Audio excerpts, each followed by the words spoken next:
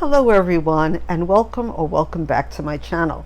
I'm so glad you're here for this particular video because it's an announcement video.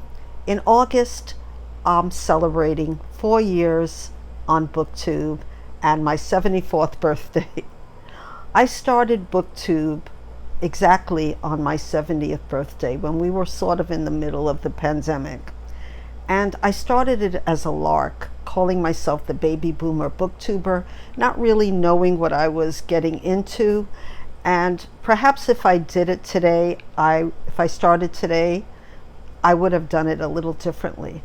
But throughout the years that I've been on Booktube, I've made such wonderful friends. Even in my small channel, I have a small channel, but the benefits that I've got from this channel were so worth it. And I honestly don't know how long I'll be on Booktube. No one knows how long we'll be here, especially when we're 74 or going to be 74. But I'm not saying that I'm quitting Booktube or anything like that, but I want to really celebrate what I've accomplished these last 4 years.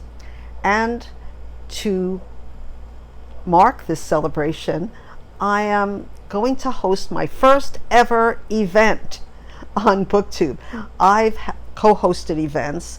One was March Mystery Madness for a couple of years, and for the last 2 years, an event close to my heart, Mental Health May, which I co-hosted with Kim, the wonderful Kim of Middle of the Book March. And I have to say that that event will always be close to my heart, and I hope to keep on doing that event. But this year I'm going to do my own event, my own readathon, and it's called Maya's Phenomenal Woman. Yes, I'm a phenomenal woman, but I'm not talking about myself. I'm talking about Maya Angelou, the wonderful Maya Angelou. And this is going to be a very chill event. If there's any prompts, it's only one to read something, a poem, a book, and she has many works of Maya Angelou. And the second is to read something by an author you consider a phenomenal woman. And a phenomenal woman was one of her famous poems, in case you didn't know that. And I hope to recite it sometime during August, because I plan to be much more active in August. After August, I'm having a lot of life changes. One is my daughter is getting married. I hope to go on a trip. A lot of things are happening. I have some health issues too. One is my eyes. I have these special glasses because my eyes have been sort of failing. So these slightly tinted glasses help me not only when I'm filming, but when I'm outside as well.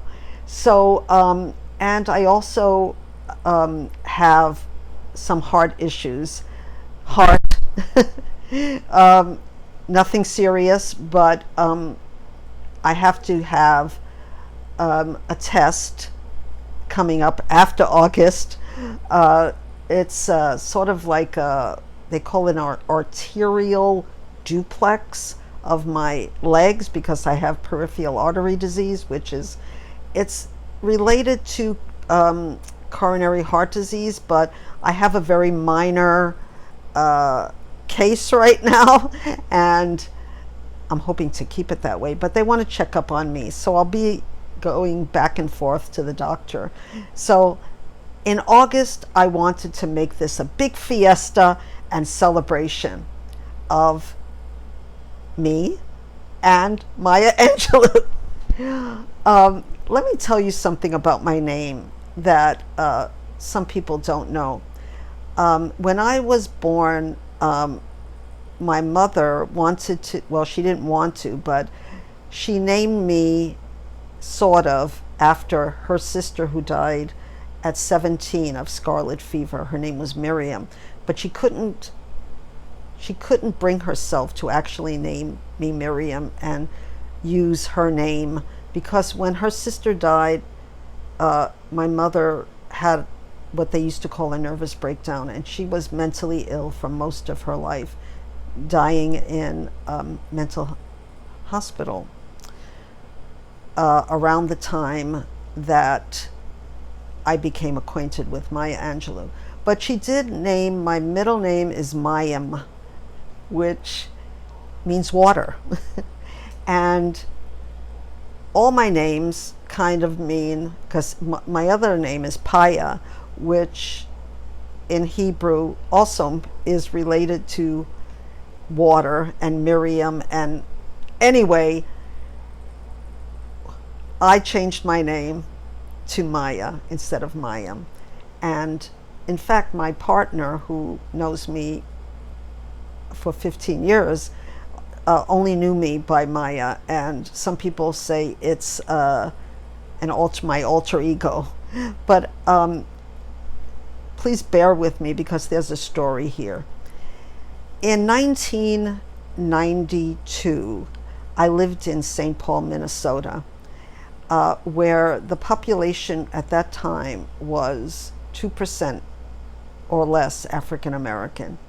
But I had just read Maya Angelou's book, I Know Why the Caged Bird Sings, and I'll try to have a copy for you to look at. That book was written by her in 1969, and in 1969 I gave birth to my first child, so I was more involved in books about birth and everything, so I didn't get to I Know Why a Caged Bird Sings until the 80s or the late 80s. And it affected me, as it affects many people, many readers, emotionally.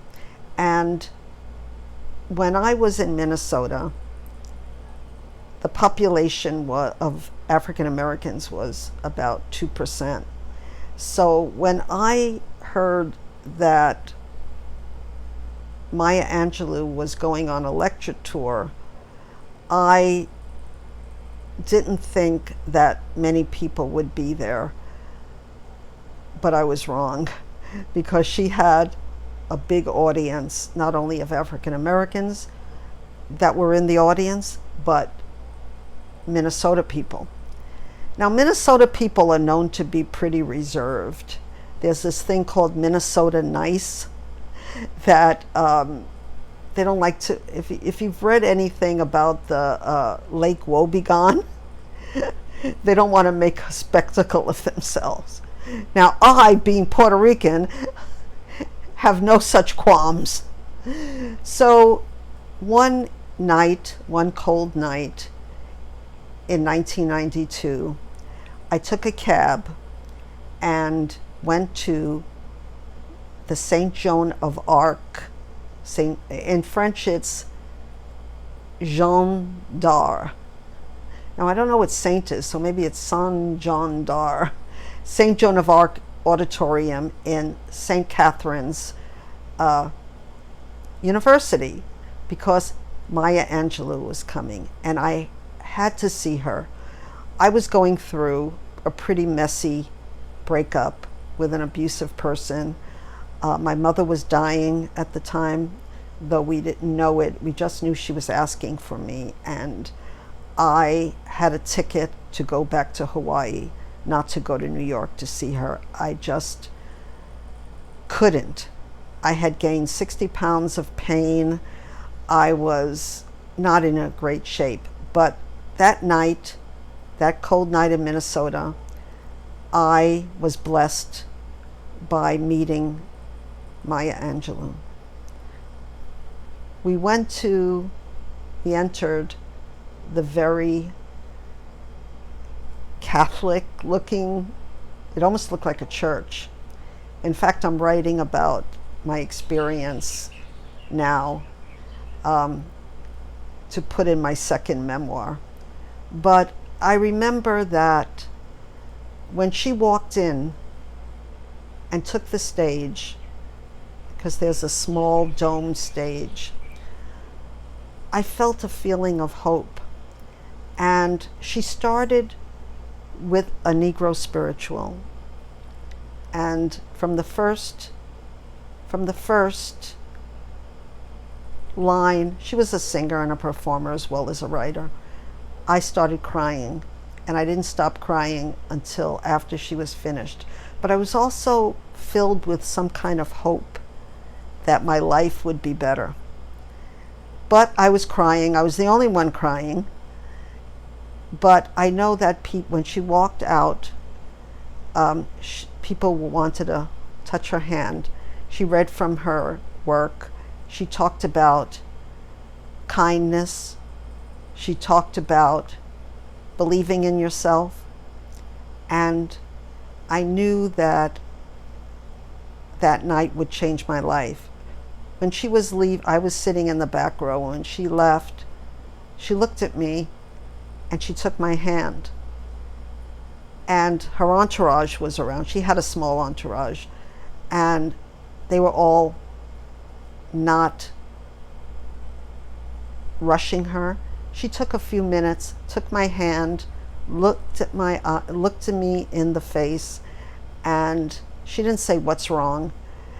And she said a few words to me. Some of are kind of personal, but basically that I was enough, and that I would be better, that I would get better, and whatever was troubling me would disappear. And the last thing she said to me was, "I'll see you again." And I started healing after that in some small way. And that memory made me change my name to Maya, from Maya. And of course I read everything she wrote. But I haven't been able really to express how her work has changed me as a person, reading her work, reading her books. I Know Why the Caged Bird Sings, which is now in all schools. So at that time it was new to me, but I did read all of her memoirs and a lot of her poetry. So during the month of August, I'm going to celebrate. Beside the Readathon, I'm going to have some giveaways, because I need to make room for my new daughter-in-law, who's going to be living with us in October. So I need to unhaul a lot of books. And I have some nice books, so there's going to be some giveaways and some other exciting events that I plan to put on the month of August. You never know.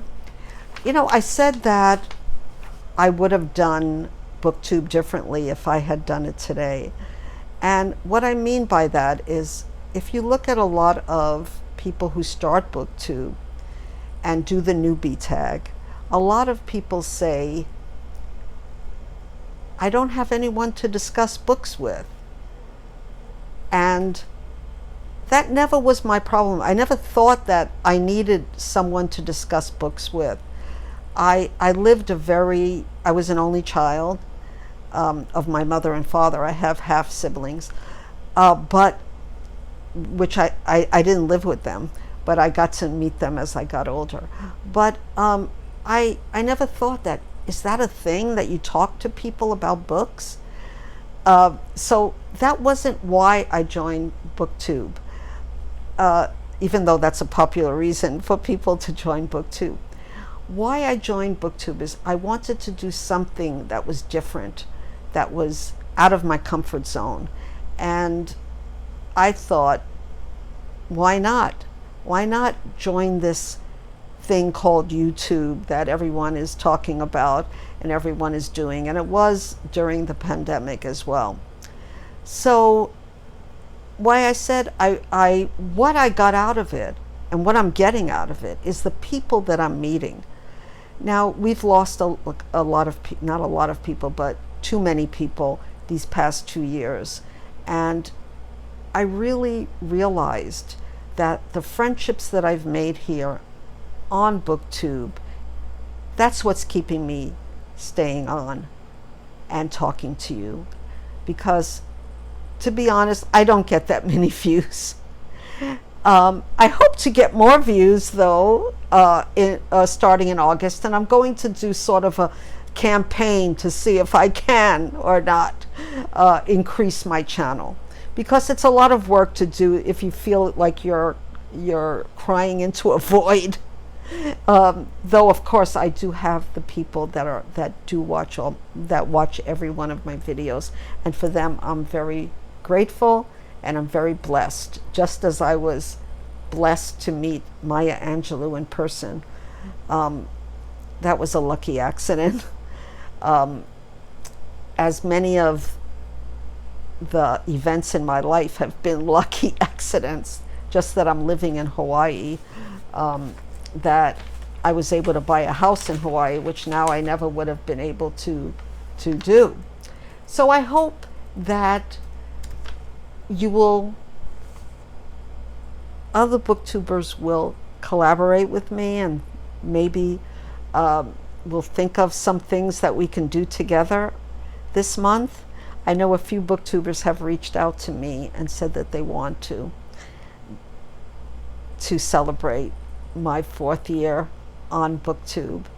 Not to mention, I'll be 74.